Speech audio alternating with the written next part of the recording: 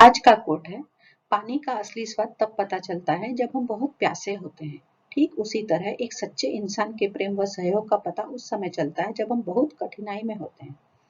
अभी सबसे पहले गलत बात यहाँ पे तो ये है कि पानी का कोई स्वाद ही नहीं होता। पानी में जो चीज जो मिलाए उसका स्वाद पानी ले लेता है। इवन पानी को जिस बर्तन में रखे उसका आकार पानी ले लेता है। तो पानी का खुद का स्वाद, हाँ, पानी का महत्व, जब हम बहुत प्यासे हैं, पानी के लिए प्यासे हैं, तो हमें उसका महत्व का पता चलेगा, राइट। पानी में आप यदि गुड़ मिला दीजिए, शक्कर मिला दीजिए तो वो मीठा लगेगा। यदि उसमें आप नीम के पत्ते या कुछ तीखा मिला दीजिए तो तीखा हो जाएगा। तो एक तो स्वाद से कुछ लेना देना है नहीं पानी का। उसका महत्व हमारे लिए तब हो जाता है जब हम प्यासे होते हैं। आपको उस टाइम पे फिर शरबत मिले या कोई और दूसरा तरल पदार्थ मिले, बट आपको पानी की ही प्यास है तो आपके लिए पानी का महत्व बढ़ जाएगा। एक बात ये हुई। दूसरी बात कि इसको फिर हम इक्वेट किया गया, रिलेट किया गया एक इंसान से, कि इंसान सच्चा। अभी सच झूठ वो भी एक बहुत ही स्ट्रॉन्ग इमोशनल ये है कि हम किसी को सच्चा कहें और किसी को हम सच्चा नहीं कहें, तो वो भी एक तरह से थोड़ा गलत है। अब उसको क्या किया है कि प्रेम, सच्चे इंसान के प्रेम व सहयोग का पता उस समय चलता है जब हम बहुत कठिनाई में होते हैं।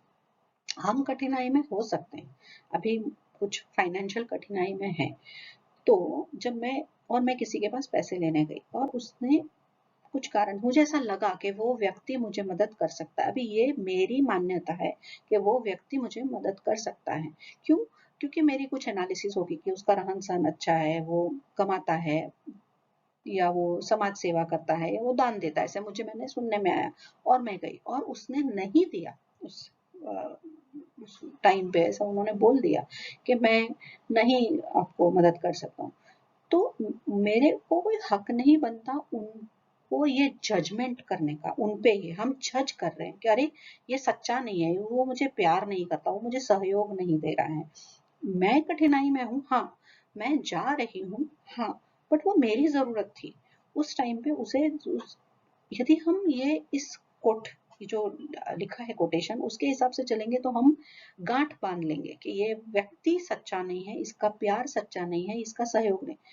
और वो गांठ हम जिंदगी भर लेके चलेंगे कि ये इसकी वजह, इसके जगह पे यदि हम ऐसे समझे कि भाई उस वक्त उसके पास नहीं था, वो मुझे नहीं मदद कर सका, तो हम अपने आप को हल्का रख सकेंगे। उस टाइम पे फिर दिमाग क्या करेगा? दुखी नहीं होगा। यदि हम इमोशंस को कंट्रोल कर लें तो हम दिमाग से ये सोचने पे कर सकते हैं कि अच्छा ये नहीं कर सकता, चलो यहाँ से निराशा निराशा होती है। आप आशा लेके गए थे और वो काम नहीं हुआ तो निराशा होगी। निराशा में डूब जाने के बजाय यदि हम सिर्फ बुद्धि के स्तर पर ये समझ लें कि ठीक है, ये इंसान शायद मदद नहीं कर सकता या उसके करने की इच्छा नहीं है, बट वो कर सकता है, नहीं करना चाहता, वो उसका एक चॉइस है उस व्यक्ति के पास। जैसे आपके पास एक चॉइस है, आप लेके गए, आप आशा लेके गए, ठीक है, अभी आपके पास ये चॉइस है, या तो अपने आप को दुखी करो या दुखी करके और गांठ बांध लो उस इंसान के प्रति, या ये चॉइस है कि ठीक है, ये कभी नहीं, इस पे शायद इसके पास भी नहीं करेगा ये, तो अब मेरे पास दूसरे अल्टरनेट्स भी मेरे को तैयार रखने चाहिए। तो वो जब आप ये सोच के चलेंगे तो आपके मन में कटुता नहीं रहेगी, आप मन में कटुता नहीं भरेंगे। ठीक है। अब ऐसा हुआ कि आपने 2-3 बार शायद पूछा हर बार पैसे का, और वो हर बार ही मना कर रहा है, तो ठीक है, आपको एटलीस्ट ये पता चल जाएगा भाई यहाँ से हमारा आशा रखने का कोई मतलब नहीं है, और फिर आप दूसरे अल्टरनेट जो भी आपके दूसरे है सोर्स, वो आप तैयार करेंगे, सर्च करेंगे। मन में कटुता भरने का और दूसरे के प्रति जजमेंट करने का हमें कोई हक नहीं है।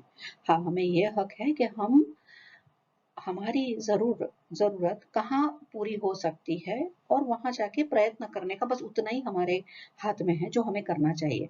और जब इस अंडरस्टैंडिंग के साथ में हम जिंदगी जिएंगे तो हमको जिंदगी हैवी नहीं रखेगी। आई होप आपको ये कोट का सही किस तरह से आप सोच सकते हैं instead of just reading that. और मैंने देखा ऐसे कोट्स काफी आजकल आते हैं, और जो इमोशनल है वो उस कोट को लेके और दुखी, एक इस हिसाब से आप यदि चलोगे इस कोट के हिसाब से तो आप अपने आप को और दुखी कर लोगे। मेरी यही विनती है कि आप बैलेंसिंग द बैलेंस, अंडरस्टैंडिंग करके जिंदगी जिए। धन्यवाद।